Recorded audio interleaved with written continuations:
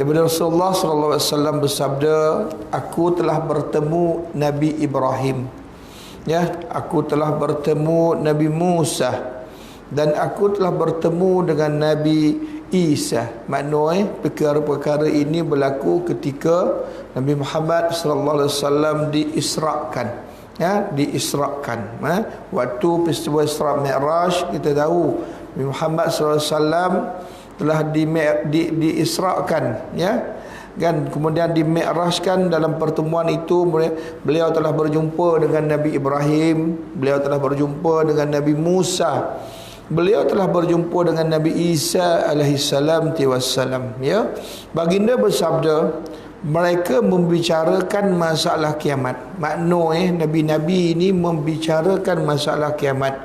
Mereka menyerahkan masalah kiamat itu kepada Nabi Ibrahim alaihissalam tiwassalam. Maka Nabi Ibrahim pun menjawab dengan jawapan yang sama, iaitu saya tidak tahu, ya. Kemudian mereka menyerahkan tentang jawapan tentang kiamat itu kepada Nabi Musa. Nabi Musa pun menjawab akan jawapan yang sama, iaitu dia pun tak tahu. Kemudian ditanya kepada Isa alaihissalam tiwassalam, Isa pun menjawab dia pun tak tahu, ya. Adapun kepastian tidak ada seorang yang mengetahuinya. Makna hari kiamat ni tak ada orang yang tahu bila akan berlakunya kiamat ini, ya. Makanya tuan-tuan dan puan-puan sekalian, ya, baginda menjawab, adapun kepastian dan tidak ada seorang pun yang mengetahuinya kecuali Allah dan Tuhanku, memperlihatkan bahawa Dajjal akan keluar. Baginda berkata, dan saya membawa 2 potong dahan, maka jika dia melihatku, dia hancur seperti timah. Rasulullah sallallahu alaihi wasallam bersabda, maka Allah akan membinasakannya. Maknanya Nabi Isa alaihissalam akan berjumpa dengan Dajjal, ya, akan berjumpa dengan Dajjal. Dan pada waktu tersebut Nabi Isa digambarkan bawa dua dahan ranting, dua ranting. Dan jika Dajjal melihat dia, mana melihat Nabi Isa alaihissalam tersebut, Dajjal akan hancur. Makanya tuan-tuan dan puan-puan sekalian, ketika Dajjal muncul di atas muka bumi ini, bukan turun, muncul di atas muka bumi ini, keluar dia di atas muka bumi ini, pada waktu tersebut selepas Dajjal keluar, maka akan Nabi Isa akan keluar. Maknanya Dajjal dulu keluar, baru Isa akan keluar, ya. Apabila misi Isa ialah, Nabi Isa alaihissalam ialah untuk membunuh Dajjal, makanya digambarkan dalam satu hadis ketika Nabi Isa masuk ke dalam sebuah masjid yang mana telah didapati di dalamnya itu ada Imam Mahdi beserta dengan orang-orang Islam yang lain. Dan pada waktu tersebut, tuan-tuan dan puan-puan sekalian, masjid itu telah ditutup. Bila ditutup, sembahyanglah mereka. Dan pada waktu tersebut Imam Mahdi telah menyuruh supaya Nabi Isa menjadi imam. Tetapi pada waktu tersebut Nabi Isa menyatakan, engkaulah yang menjadi imam. Makanya pada waktu tersebut sembahyang tersebut diimami oleh Imam Mahdi. Tuan-tuan dan puan-puan sekalian, tengah mereka sembahyang, tiba-tiba masuk Dajjal bersama dengan bala tentera dia. Masuk tang belakang masjid tu, tuan-tuan. Masuk ke pintu tu lah, kalau kita ke pintu tu lah. Bila masuk sahaja tuan-tuan dan puan-puan, selesai sembahyang, maknanya roket habis sembahyang, selesai sembahyang, kan Nabi Isa pun bangun. Dan Dajjal nampak Nabi Isa. Maknanya apa? Maknanya Nabi Isa dengan Dajjal ini mereka kona. Nabi Isa kona Dajjal, Dajjal kona Nabi Isa. Tuan-tuan, makanya ketika Dajjal nampak Nabi Isa ada dalam masjid tu, makanya Dajjal lari. Dia menyerahkan untuk dibuat perkara yang tidak sepatutnya dalam masjid itu kepada tentera dia lagi. Dan pada waktu tersebutlah Nabi Isa mengejar akan Dajjal tersebut, tuan-tuan dan puan sekalian. Makanya Rasulullah SAW menyatakan, maka Allah akan membinasakannya. Kan? Kenapa disebut Allah yang akan membinasakannya, bukan Nabi Isa? Sebab segala ketentuan yang telah ditetapkan ini adalah izin Allah. Ya, adalah dengan izin Allah. Makanya dinyatakan oleh Rasulullah SAW di sini bahawa Allah akan membinasakan Dajjal tersebut. Tuan-tuan dan puan sekalian, disebut juga ulul azmi. Ulul azmi ni siapa? Iaitu orang yang nak menjadi ulul azmi ini mesti menjadi nabi. Kemudian lepas jadi nabi, dia mesti dilantik menjadi rasul.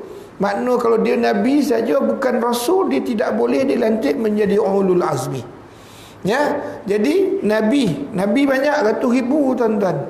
Ya, tetapi rasul sedikit, hanya 25 orang.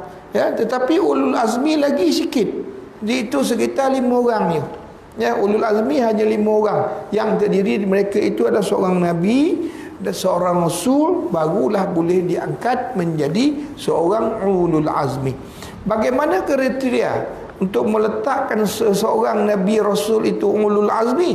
Mereka ini adalah rasul yang paling teruk, paling dahsyat tekanan dia oleh dia punya penganut dia, oleh dia punya orang yang dia dakwahkan pada waktu tersebut.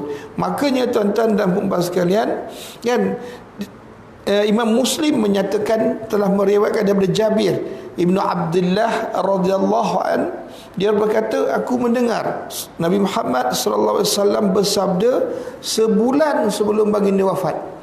Ya, sebulan sebelum baginda wafat, engkau bertanya kepadaku tentang kiamat. Makna roket Nabi Muhammad SAW ni nak wafat, kan? Tapi masih ada lagi persoalan tentang kiamat, kan? Pengetahuan kiamat ini hanya Allah sahaja yang mengetahui. Dan aku bersumpah demi Allah, tidak ada di atas bumi manusia yang masih hidup setelah 100 tahun, iaitu yang sekarang ini ia masih hidup.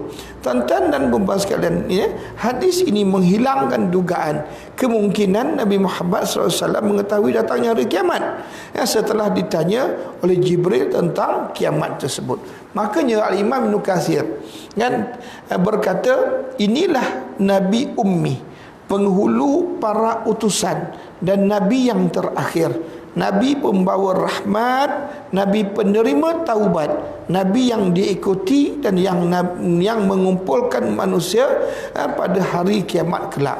Tuan-tuan dan puan sekalian, makanya tuan-tuan dan puan sekalian, Nabi pun menyatakan sebegitu, sedangkan perkara yang sebenarnya tidak diketahui. Kenapa? 100 tahun kemungkinan lama lagi.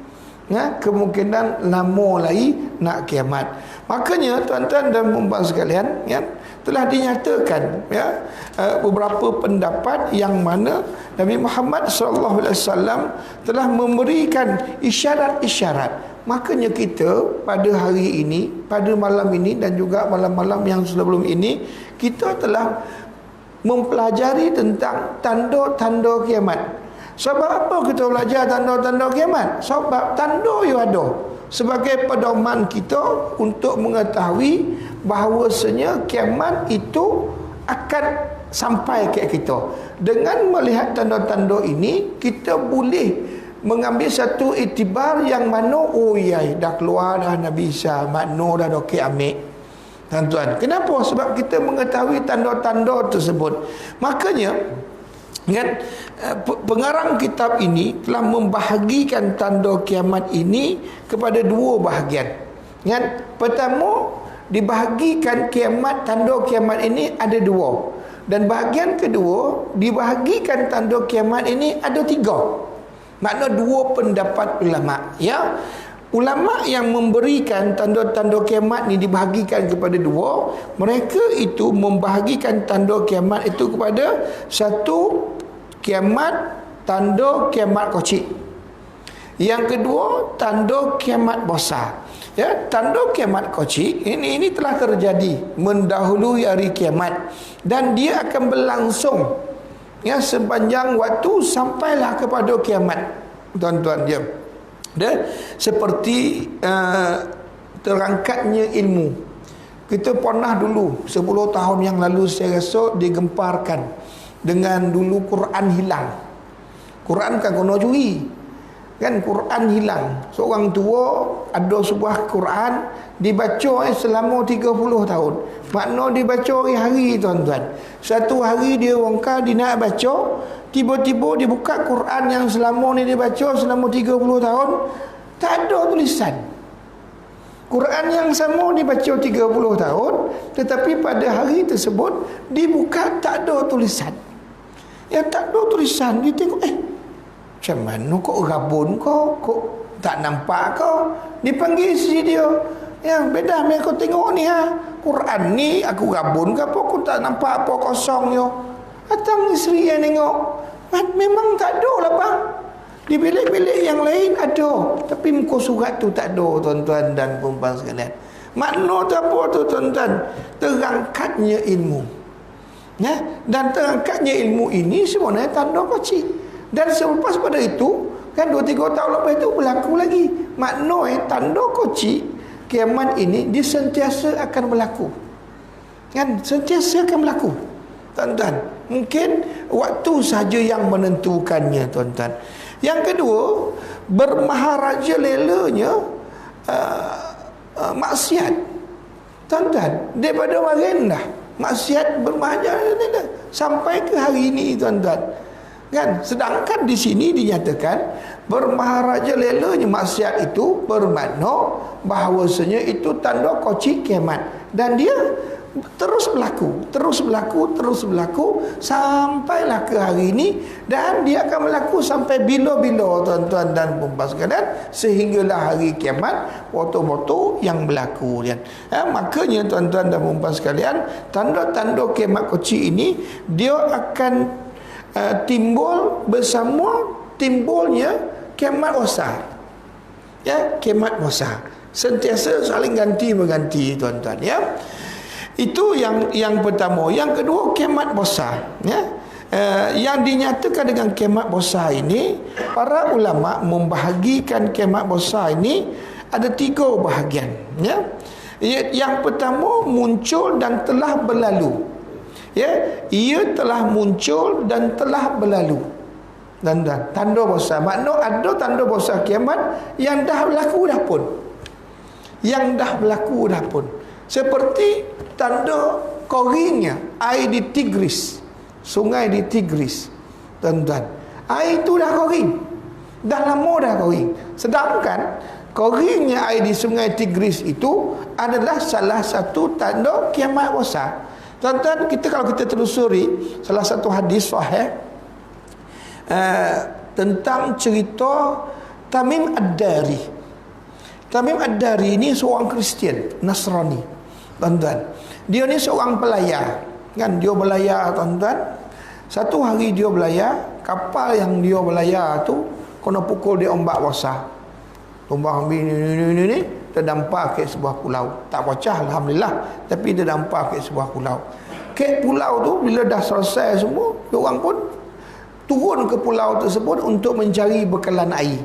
Ya, maka bila dia turun, tuan-tuan, dia jumpa ada satu makhluk yang dia tak tahu orang ke binatang. Kenapa? Sebab dia tak tahu makhluk tu depan belakang. Tuan-tuan, kalau kita tengok orang, kita tahu mana depan, mana belakang. Foto tak? Macam kita tengok air ni. Air ni, tuan-tuan, kita tahu yang ada label ni depan ni mesti depan. Kan? Sebab kita tahu. Tuan-tuan, ini dijumpa makhluk tu dia tak tahu mana depan, mana belakang. Dan yang jadi dia terkejut lagi, tuan-tuan, bersama dengan kawan-kawan dia tu, makhluk tu boleh bercakap. Makhluk ni, tuan-tuan, diseliputi dengan bulu. Bulu, jadi bulu ni penuh. Kalau Bigfoot sekali pun, borok sekali pun, kan, kita tahu walaupun dia penuh bulu, kita tahu orang hutan dah. Orang hutan kan banyak bulu Kita tahu mana depan mana belakang. Ini dia tak tahu. Diseliputi bulu, tuan-tuan. Yang paling pelik lagi, sehingga dia kata ini bukan binatang, sebab makhluk tu boleh bercakap. Ya, makhluk tu boleh bercakap. Kan dinyatakan kepada Tamim Ad-Dari, sesungguhnya kedatangan engkau ini telah ditunggu oleh seorang yang ada dalam sebuah gua. Makanya tuan-tuan dan puan sekalian, dia kata ada gua ke? Ada. Maka orang tu tunjuk ke kanan jalan pandang ada gua. Maka dia pergi, tuan-tuan. Bila dia pergi sana, tuan-tuan, masuk dalam gua tu, lagi terkejut. Sebab dia jumpa dengan satu makhluk yang lagi besar. Lagi besar. Kan? Lagi besar, tuan-tuan. Orang Arab ni besar, tuan-tuan. Orang Arab ni besar. Tetapi makhluk yang dijumpa tu lagi besar. Sehingga kan orang ni, dia orang dalam 30 orang. Dia 30 orang tu tengok, ini orang kau apa? Macam tu, tuan-tuan. Punya besar. Dan dirantai. Kaki dia kena rantai. Jadi, tuan-tuan, orang tu pun bercakap. Makhluk tu pun bercakap, tuan-tuan. Bercakap, tanya 3 soalan. Adakah air di sungai Tigris dah kering belum? Dia tanya soalan ni. Maka dia jawab, belum. Okey. Dah ada belum seorang manusia yang namanya Muhammad? Dah. Tuan-tuan, dinyatakan. Kan? Kemudian ditanya soalan yang ketiga. Dah muncul belum api?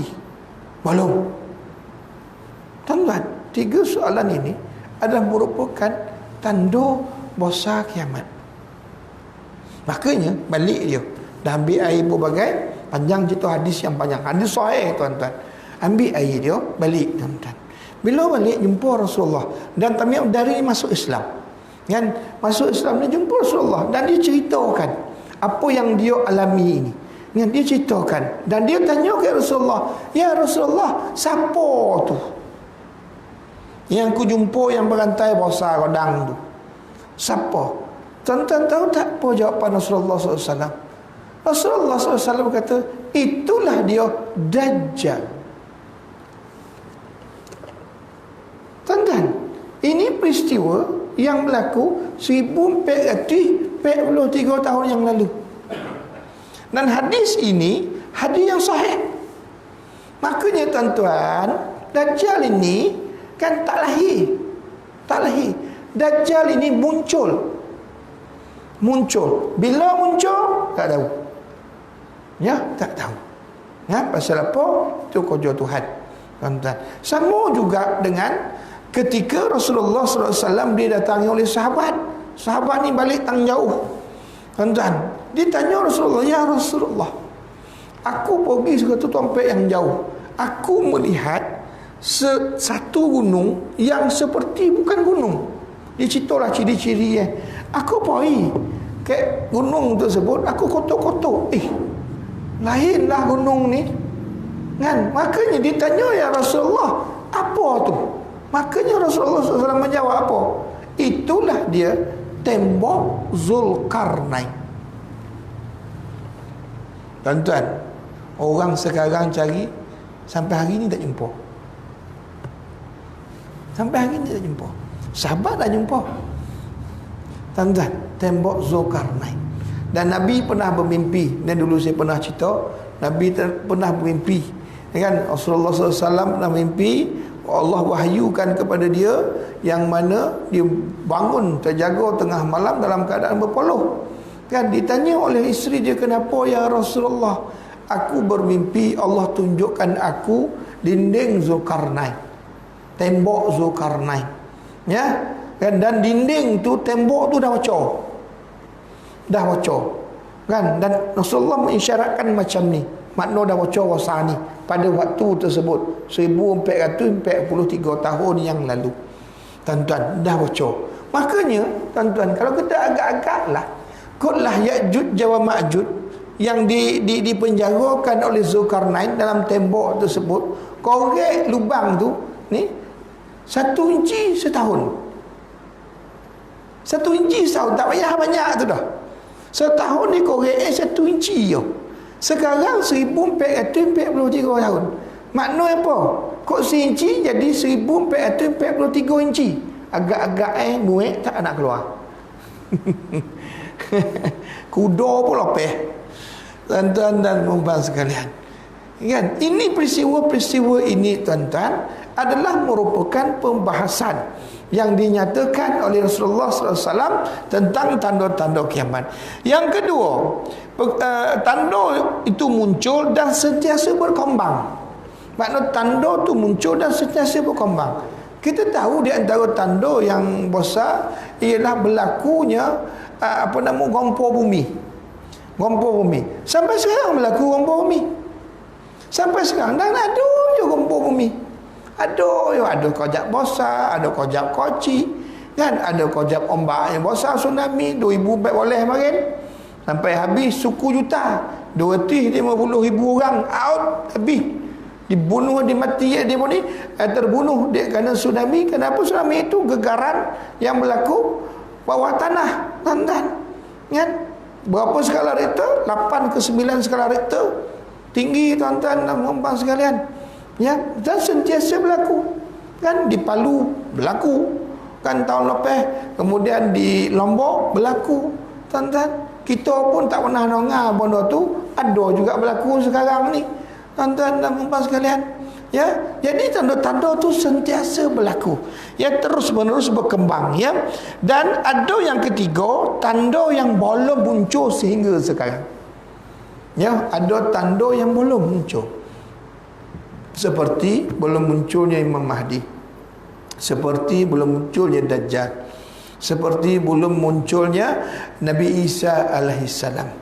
Ya, jadi perkara-perkara ini, tuan-tuan dan puan sekalian, semuanya telah diberitahu oleh Allah, semuanya telah diberitahu oleh Nabi Muhammad sallallahu alaihi wasallam, supaya bila kita tahu tanda-tanda ini, kita akan menjadi orang-orang yang alert, orang-orang yang peka, orang-orang yang lebih lebih sensitif. Bila berlaku sesuatu bencana tersebut, kita boleh baca ini isyarat daripada Allah, dan ini adalah merupakan salah satu tanda-tanda kiamat, yang mana bumi kita ini sedang nazak.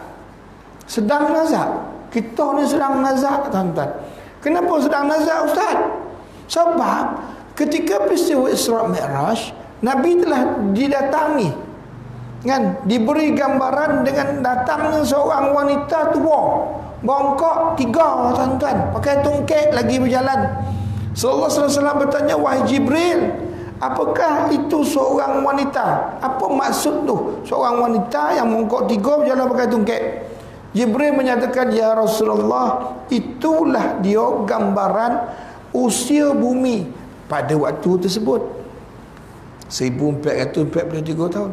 Macam mana jalan ni? Bongkok 3, tuan-tuan, pakai tungkek. Kalau sekarang, kalau kita boleh dinampakkan oleh Allah wanita yang sama agak-agak macam mana wanita tersebut? Saya rasa dah tak pek kita nampak. Pasal apa? Bedridden, tak pek jalan. Ya, tak pek jalan. Itulah dia gambaran keadaan bumi kita sekarang, yang sedang menunggu hari sahaja untuk dihancurkan oleh Allah Subhanahu wa taala. Makanya tuan-tuan dan puan sekalian, kita sebagai orang Islam, kita diberi amanah untuk mengetahui benda-benda ini. Faedah kita mengetahui benda-benda ini, supaya dengan kita mengetahui benda-benda ini, tanda-tanda kiamat ini, lebih meyakinkan kita untuk beribadah kepada Allah, lebih mendekatkan kita untuk menghampiri kepada Allah, lebih memotivasikan diri kita untuk beribadah kepada Allah Subhanahu wa taala. Nak tidur sikit dia dah bunyi azan yang pertama, ongkar tahu, oi dah azan pertama dah, kena bangun ni, tak boleh lelap ni, kena bangun. Kan kita dah cerita kan, hebatnya waktu subuh, kan, hebatnya waktu subuh, tuan-tuan. Jadi orang-orang yang mengetahui tanda-tanda kiamat ini adalah orang-orang yang diberi rezeki oleh Allah. Ya, rezeki oleh Allah. Makanya orang yang diberi rezeki oleh Allah, makanya dia boleh melihat, membaca akan tanda-tanda tersebut. Joki ke ustaz? Joki. Joki ke ustaz? Joki lah. Rezeki. Tuan-tuan, hari ni tuan-tuan datang lemur rezeki ni tuan-tuan. Rezeki. Kan makna Allah pilih tuan-tuan untuk hadir ke sini. Makanya Rasulullah SAW setiap hari berdoa, ya muqallibal qulub, wahai Allah yang boleh membolak-balikkan hati, tsabbit qulubana, bolak-baliklah hati kami ala dini wa ta'ah, untuk melakukan perkara yang beribadah kepadamu. Maknanya ketaatan kepadamu. Kenapa Nabi berdoa? Nabi pun berdoa doa tersebut. Kenapa Nabi takut nanti Allah bolak-balikkan ke arah yang tidak sepatutnya? Tuan-tuan, ini pun rezeki. Tuan-tuan dan puan-puan sekalian, makanya kita ni apabila kita sebut tentang rezeki, dalam kepala kita ni memandang rezeki ini duit.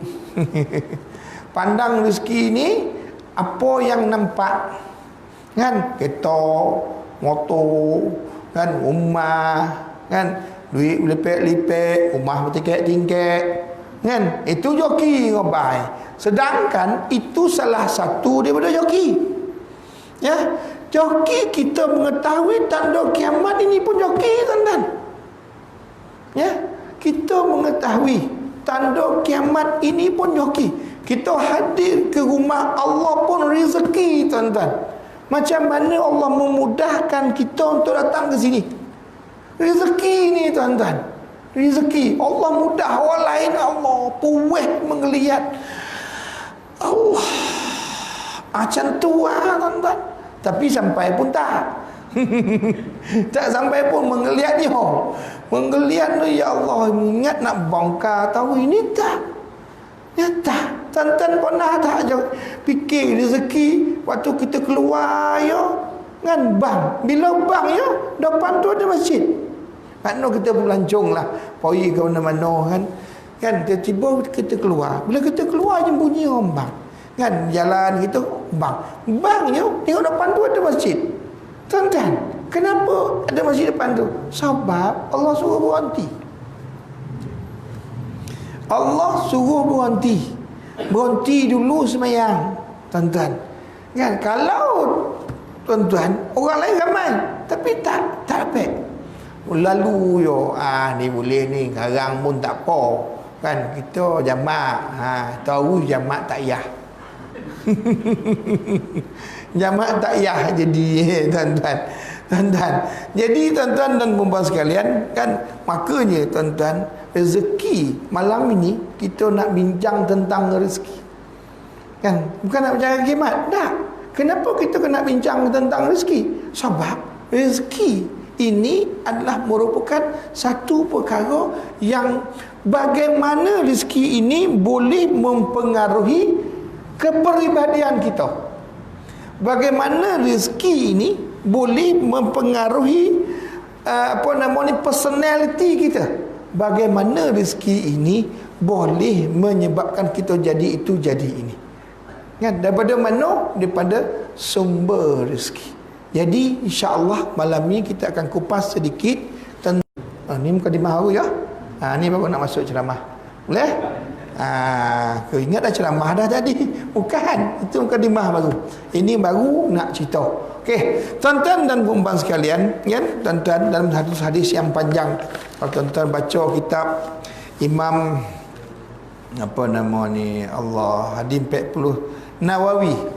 Imam Nawawi hadis 40, ada satu hadis, kan, dalam karangan Imam Nawawi itu menceritakan tentang kisah seorang yang apa nama ni, seorang lelaki yang berjalan jauh, pakaian dia, diri dia kusuk masai. Lelaki tadi, tuan-tuan, selalu dalam kehidupan dia menadah tangan berdoa kepada Allah, ya Rabb, ya Rabb, ya Allah. Jangan kita lah doa ke Allah, ya Allah, ya Allah, minta tu, minta ni, minta macam-macam, tuan-tuan. Ya, macam kita lah, kan. Tapi Rasulullah kata apa? Sedangkan apa yang dia makan, makanan haram. Apa yang dia minum, minuman haram. Apa yang dia pakai, pakaian haram. Apa yang dia beri makanan yang haram. Makanya Rasulullah SAW menyatakan, bagaimanakah doa orang yang sebegini hendak diterima oleh Allah Subhanahu Wa Taala. Walaupun hari-hari berdoa, tuan-tuan dan puan-puan sekalian. Makanya tuan-tuan dan puan-puan sekalian, sumber rezeki ini adalah merupakan satu perkara yang amat-amat memberi impak, memberi kesan kepada kepribadian kita dan juga anak-anak kita, tuan-tuan. Ya, oleh kerana itulah mereka yang sentiasa bergelumang dengan bondo-bondo yang haram. Ya, bondo-bondo haram ni tuan-tuan jangan ingat bondo haram ni babi arak. Babi arak tu dah tentu zatnya haram. Haram ni ada dua. Satu haram kerana zat. Zat seperti apa? Babi. Kan? Kenapa haram babi? Zat dia. Kan? Kerana apa haramnya arak? Kerana zat dia. Makanya arak kok dimasukkan dalam air ni menjadi haram. Bukan air ni mula halal, tetapi kerana dimasukkan arak, jadi menyebabkan air ni haram. Kan? Kuali dimasak babi, tuan-tuan. Kita pun buat kuih tiaw. Pinjam dengan dia buat kuih tiaw, tuan-tuan. Apa jadi, tuan-tuan? Nampak tak, tuan-tuan? Kerana haram kerana zat. Yang kedua, haram kerana perbuatan. Kan? Makan, minum, makan buah mangga. Halal tak? Halal. Makan buah mangga curi?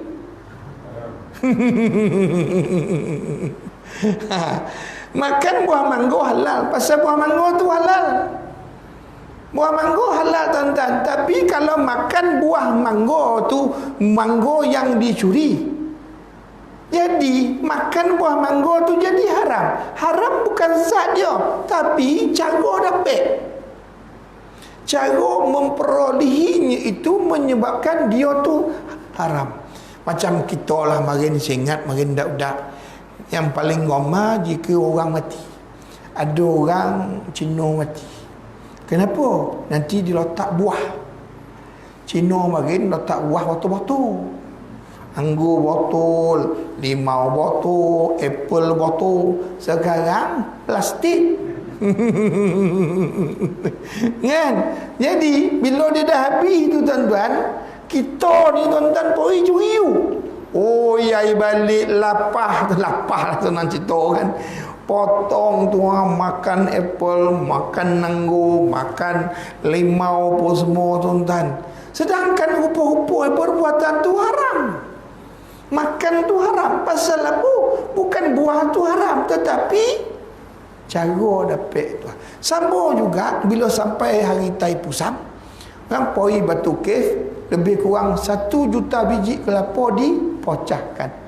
1 juta, hampir 1 juta. Kadang-kadang lebih dipocahkan. Kenapa kita tak ambil buat selamat kau? Buat santan kau. Oi, kau 1 juta, tuan-tuan, 1/9 buat kenuri, tuan-tuan. Kelapa dah ada, ambil tu kif. Kan pek boleh trailer. Dia banyak 1 juta lebih. Kan? Kenapa tak ambil? Tak boleh ambil. Pasal apa? Haram. Kelapa kan halal. Kenapa haram pula? Sebab kelapa itu digunakan untuk dipocahkan dengan tujuan untuk peribadahan mereka. Makanya tak boleh, tuan-tuan. Haram. Dua ini. Tuan-tuan ya? Faham kan? Okey. Tuan-tuan dan puan-puan sekalian, makanya mereka yang makan rezeki haram ini adalah mereka yang nanti akan dibosakan dalam keadaan sedemikian sehingga kan mereka ini hilang rasa ihsan. Hilang rasa apa, Ustaz? Rasa ihsan. Apa itu ihsan? Ihsan itu dalam satu hadis sahih, Rasulullah SAW didatangi malaikat. Bila datang jumpa malaikat turun jadi menyerupa seorang lelaki. Mereka tak pernah berjumpa seorang perempuan. Ya, kalau perempuan tu datang, ngobar dia ni malaikat berbengak. Pasal malaikat tak pernah kok dia datang menyerupai seorang wanita. Dia mesti menyerupai seorang lelaki. Kalau orang perempuan tu ngobat dia malaikat tu pun mengak nama. Reject shock. Kenapa? Pasal malaikat tak pernah menyerupai seorang wanita. Okey. Dia datang jumpa Nabi.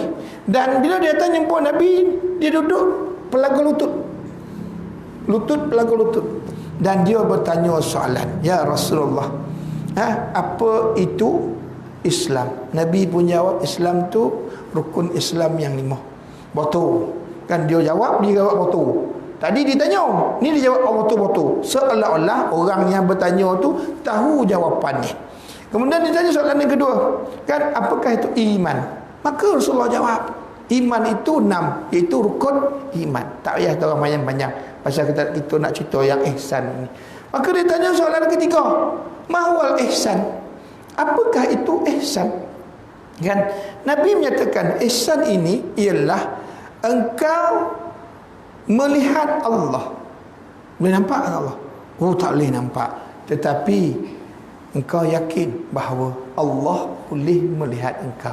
Makanya ihsan ini ialah orang yang melakukan sesuatu dan mereka melakukan sesuatu itu dalam keadaan yakin apa yang sahaja yang mereka lakukan itu Allah nampak, Allah tengok.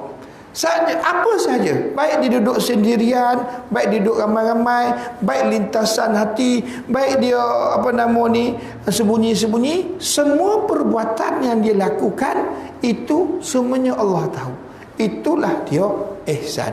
Makanya apabila orang tu makan sumber haram yang banyak, orang tu akan hilang rasa ihsan. Jadi bila hilang rasa ihsan, dia jadi jenuh. Dia tak takut. Dia memangak, dia tak takut. Dia tak takut. Pasal apa dia tak takut? Pasal hilang rasa ihsan. Ya, dia tak datang sembahyang, dia tak takut. Pasal apa? Hilang rasa ihsan. Tidak ada rasa kesalahan dia bila dia meninggalkan sesuatu perbuatan. Dia tak rasa. Oh, dia tak takut. Bahkan dia bangga dengan tak puasa. Kau puasa? Puasa? Kau tahu tak aku tak puasa ini? Yai. Orang dulu jahat-jahat tuan-tuan. Kalau tak puasa tuan-tuan, dalam hutan dalam somak makan tuan-tuan. Jauh-jauh. Pasal apa? Tak nak bagi orang tahu. Walaupun jahat dulu, tapi tak nak diberitahu kepada orang. Orang jahat sekarang, kan nampak tak kubur kat depan tu? Kubur tu banyak kan. Kau tahu tak siapa bunuh? Dia apa dia bunuh? Tuan-tuan dan puan-puan sekalian, makna apa? Hilangnya ihsan ini sehinggakan mereka ini bangga melakukan maksiat. Bangga melakukan maksiat. Dulu orang nak melintih menasah, tuan-tuan, dulu menasahkan masjid, menasah surau, menasah mu, menasah lagi. Kau orang bang, orang semayang nak lalu tu tak tahu sudah. Tahu tu dah. Pasal apa? Malu. Tak semayang. Kan? Malu. Sekarang tengah bang pun lalu. Ada ku kisah. Tuan-tuan, ni kenapa hilang ni rasa ihsan? Tuan-tuan, rasa ihsan tu hilang. Tuan-tuan, bila hilang rasa ihsan ini, menyebabkan jiwa mereka ini kosong. Jiwa mereka ini kosong, tuan-tuan dan puan-puan sekalian. Bila jiwa dia kosong, jiwa tak boleh kosong, tuan-tuan. Jiwa mesti ada benda yang nak diisi. Takkan kosong. Makanya kerana makan sumber haram yang banyak, dia nak mengisi diri mereka itu dengan pengisian yang tidak sepatutnya. Budak-budak sekarang, tuan-tuan, kau suruh baca Quran, apa budak-budak sekarang kan, kau suruh baca Quran, lari, tuan-tuan. Main game, tuan-tuan. Kau 3 pagi mata cenia. Tuan-tuan, dulu-dulu waktu belum PKP lah, saya selalu buat program dengan budak solat. Kan di antara pengisian program budak sekolah ialah kita buat qiyamul lail. Tuan-tuan, selalu saya dapati mereka yang handle program ni payah nak bangunkan budak-budak ni. Makna nak suruh bongkar tu pukul 3 kompek pagi tu yai. Osah payah ni. Tapi saya tak ada masalah. Kalau saya buat program saya tak ada masalah. Kenapa saya tak ada masalah? Sebab bila saya bongkar, kan saya pagi pukul 4 pagi. Saya kotok-kotok, Jang, bangun. Jang, bangun. Ibu bangun apa Ustaz? Kompek. Oh baik. Ustaz apa semalam kompek songah. Ngajilah. Kompek dah kau jungkau supaya kau mandi mando kompek songah juga nanti sampai surau. Allah Ustaz, kira-kira Ustaz. Oh ngabai budak-budak tu. Tak apa macam ni Jang. Ni ah. Ni Ustaz dah download game ni. Kau main game ni. Game apa Ustaz? Suruh berubah tu. Suruh termiti berubah. Tadi dan bila kita sabut ni ada download game ni game apa Ustaz? Suruh berubah tu. Kan? Game apa Ustaz? Ni ada.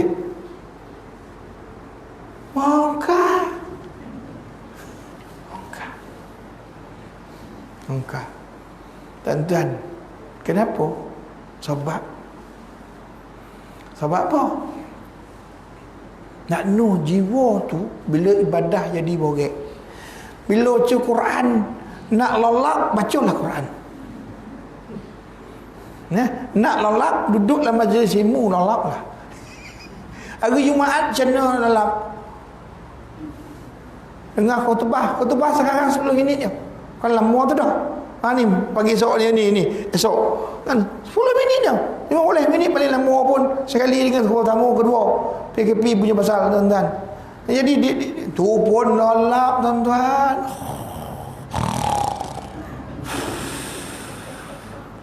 Nolak.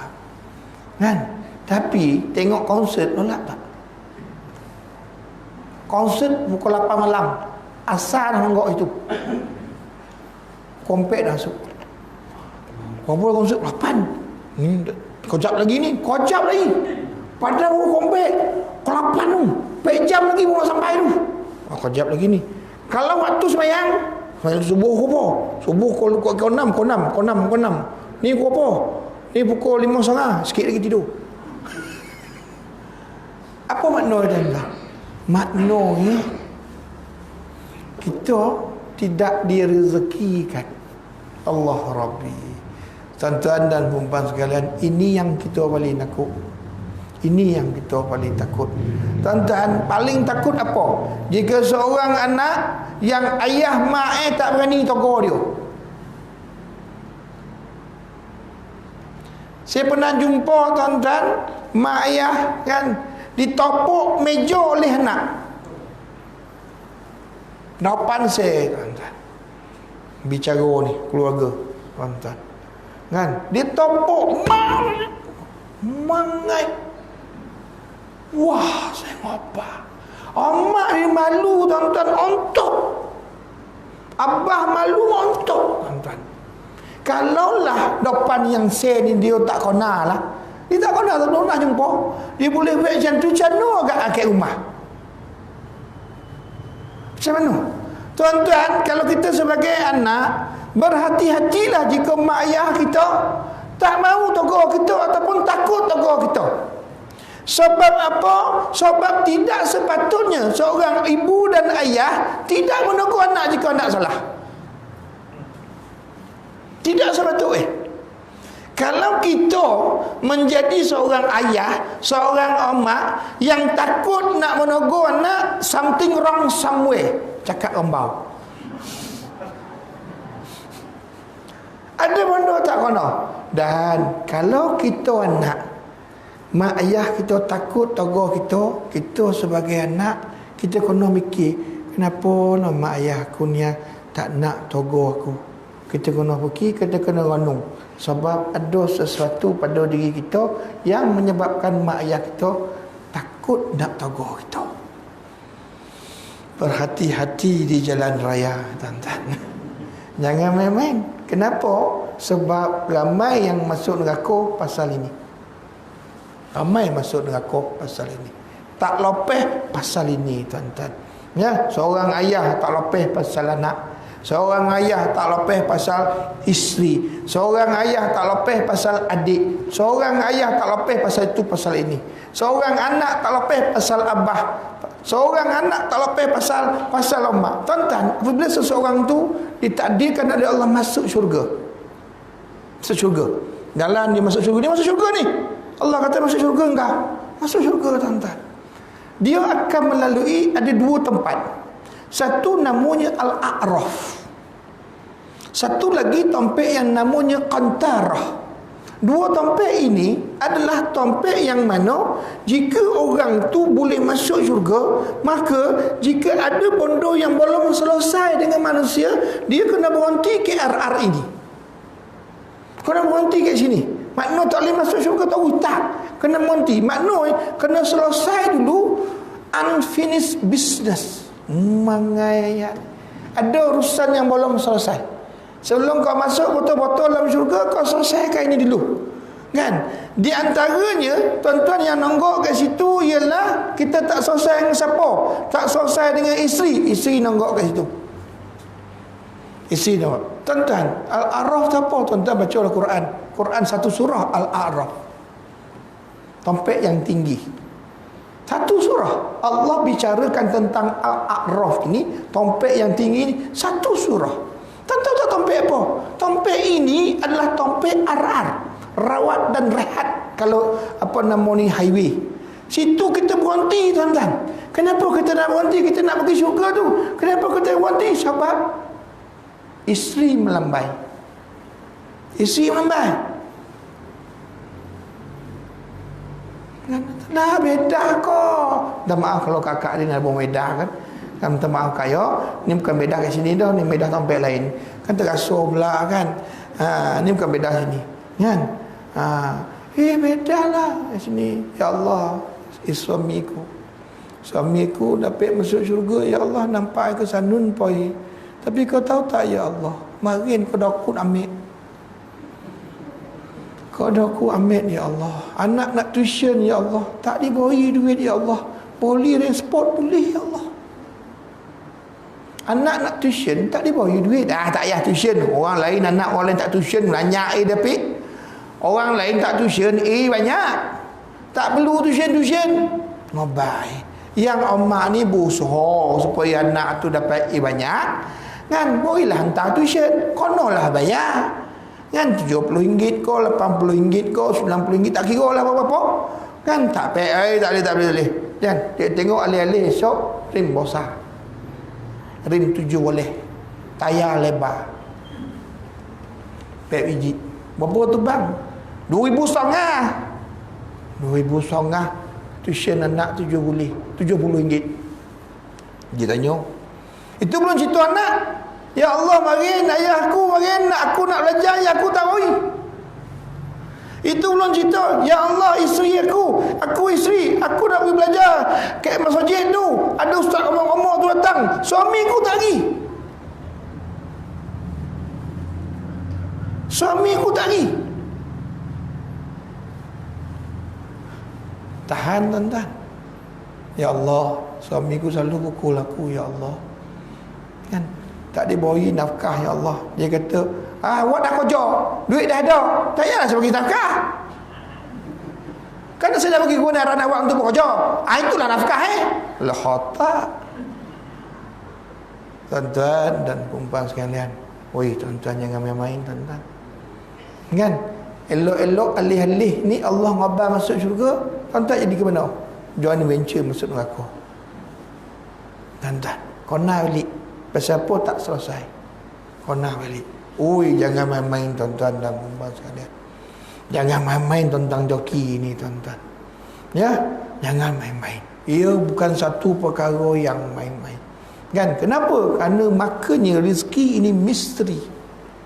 Misteri. Kenapa misteri? Sebab orang tak tahu dalam satu rezeki ada pelbagai rezeki yang lain. Kan dulu saya buat misal kan. Ada tak pernah saya buat misal dulu? Makan nasi ayam. Makan nasi ayam. Mangai yang sedap nasi ayam ni. Sedap nasi ayam. Joki ngobai. Ini joki waktu lah dapat makan nasi ayam hainan. Cino masak Cino maklaf tu Islam kita. Asak sedap waktu ayam ni tak sambung dengan nasi ayam lain tu. Sedap. Kita tahu joki kita. Tuan-tuan tahu tak? Joki yang ada dalam joki. Sedap tu kena. Sedap tu bau. Mangai wangi hidung. Sedap tak joki hidung? Sedap. Sedap tak joki mata? Ayam aku tengok tu bang. Ya, joki mata. Sedap tak joki mulut? Allah bagi tak damam, kau damam makan langsung tak kan? Tak bau. Hidung tak bau, lidah tak rasa. Makan mana lengkap ada mesin ada mani mudah. Makan joki. Dan telinga tu masa duduk kedai tu, waktu dia rendam ayam tu goreng guruci, aku dengar sedap dah. Satu rezeki je nasi ayam. Tapi kita tak sedar banyak rezeki yang mengiringi satu rezeki. Tuan-tuan. Kan? Dan satu inilah yang kita sedar, yang lain kita tak sedar. Makna apa? Makna kita tak nampak. Kita tak nampak. Sama juga dengan tanda kiamat. Walaupun kita datang belajar, tetapi kadang-kadang kita tak alert pun. Tanda-tanda kiamat yang berlaku itu sebenar dah ada. Rompak bumi biasa. Indonesia macam tu, hari-hari rompak. Dia jadi macam tu. Padahal dia dah belajar. Dia kata tanda kiamat rompak. Berlakunya rompak. Di antara tanda kiamat berlakunya kemaksiatan berleluasa. Dia tengok orang kampung dia, anak dara keluar tak pakai tudung, apa nama yang lelaki yang pakai seluar pendek. Tak ada Padahal dulu tak ada. Mana apa? Berleluasanya kemaksiatan. Berleluasanya kemaksiatan. Tak nampak kau? Kenapa tak nampak? Joki kita menghalang daripada kita alert dengan bondo-bondo tersebut, tuan-tuan dan puan-puan sekalian. Dah okey pukul 9 dah. Hai Allah, baru nak buka langkah yang pertama. Belum lagi langkah yang seterusnya. Allah Rabbi wa Rabbus samawati wal ard. Ya, tuan-tuan dan puan-puan sekalian. Ya, makanya tuan-tuan, kan, rezeki ini satu perbahasan yang paling hebat. Ya, tapi tak payahlah bahas malam ni tu dah. Pasal malam ni dah habis dah waktu kan. Kalau tak PKP insya-Allah telajak atau sampai kau boleh ya selesai tahu kan. Tapi malam ni tak payahlah, kita masih dalam waktu yang sebegini. Kita kena hormati keputusan-keputusan yang telah dilakukan. Tambah kita hari ni 3,000 lebih, paling tinggi tuan-tuan dan puan sekalian. Semoga sama-sama kita jaga SOP yang telah ditetapkan, dan kita mohon kepada Allah supaya Allah lindungilah kita daripada bondo-bondo yang seperti ini. Tuan-tuan, insya-Allah kita sambung akan datang tentang rezeki. Kan Tuan Haji ingatkan saya, Ustaz, joki belum habis lagi Ustaz. Nanti kita sambung tentang rezeki tersebut. Apa yang dikatakan tentang rezeki tersebut. Oh, tadi belum cerita? Belum lagi. Belum dalam, baru muka-muka depan baru. Kan bila kita pun tak tahu lagi apa itu rezeki. Nanti pembahasan yang akan lain, nanti kita akan cerita tentang botol-botol dalam. Apakah itu rezeki? Rezeki zahir, rezeki batin. Kan rezeki apa nama ni, rezeki yang dicari, rezeki yang datang. Rezeki dicari, rezeki yang datang, rezeki yang tak nampak, rezeki yang tak sedar, rezeki yang tak sedar pun ada. Banyak rezeki, banyak. Itulah dalamnya. Itu belum lagi, ada lagi dalamnya. Nanti kita akan tengok tuan-tuan dan puan-puan sekalian. Okey tuan-tuan, ada nak tanya? Belum kita tutup. Kakak kita tak nampak. Ada tuan? Tak ada dah. Okey, tak ada. Tu nak balik awal nama tu. Ya lupa lah Jumaat ni. Okeylah tuan-tuan dan puan sekalian, bismillahirrahmanirrahim. Alhamdulillah rabbil alamin, hamdan hamidin, hamdan syakirin, hamdan yuwafi ni'amahu wa yukafi'u mazidah. Ya Rabbana lakal hamdu kama yanbaghi li jalalil karim wa 'azim sultanik. Allahumma ij'alni minat tawabin waj'alni minal mutatahhirin waj'alni min ibadikas salihin.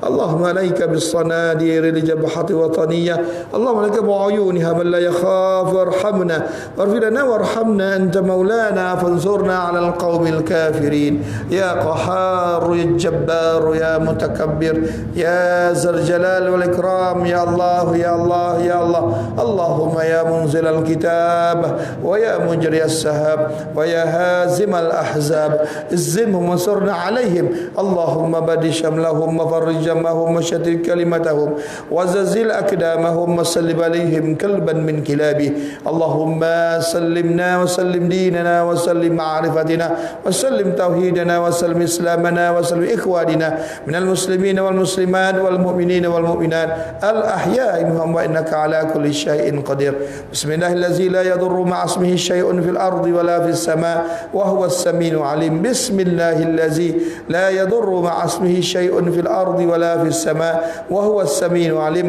بسم الله الذي لا يضر مع اسمه شيء في الأرض ولا في السماء وهو السميع العليم لا إله إلا أنت سبحانك إنا كنا من الظالمين ربنا ظلمنا أنفسنا وإن لم تغفر لنا وترحمنا لنكونن من الخاسرين ربنا هب لنا من أزواجنا وذرياتنا قرة أعين واجعلنا للمتقين إماما ربنا صلاتنا تامة واغفر لنا ذنوبنا عامة إلى يوم القيامة إنك على كل شيء قدير يا الله يا رحمن يا رحيم. Pada malam ini kami mengangkat tangan merapah sembah memohon kepadamu ya Allah, ampunilah dosa kami ya Allah.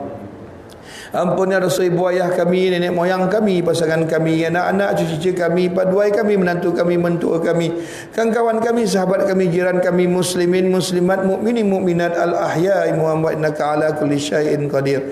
Ya Allah ya Rahman ya Rahim, kami mohon ya Allah, permudahkanlah urusan kami di dunia maupun di akhirat. Sembuhkanlah sakit-sakit yang ada pada kami ya Allah. Sembuhnya itu sehingga tidak lagi meninggalkan bekas, meninggalkan kesan, meninggalkan tompokan ya Allah. Sembuh sesembuh-sembuhnya ya Allah. Kami mohon ya Allah, limpah ruahkan rezeki kepada kami ya Allah, halalan tayyiban mubarakah ya Allah, sehingga akan dapat kami belanjakan kejalan yang diridai olehmu ya Allah. Ya Allah ya Rahman Rahim, jauhlah kami dari bala wal waba wal ghala ya Allah. Jauhlah kami dari fitnah Masih Dajjal, jauhlah kami dari fitnah kubur, jauhlah kami dari bakaran api neraka, jauhlah kami dari fitnah manusia, jauhlah kami dari fitnah syaitan, terutama ketika kami menghadapi sakaratul maut. Kami takut ya Allah, dalam keadaan kami tidak berdaya menahan sakitnya sakaratul maut, tiba-tiba datang rombongan syaitan untuk menipu dayakan kami, maka kami mohon ya Allah, hindarilah mereka daripada kami.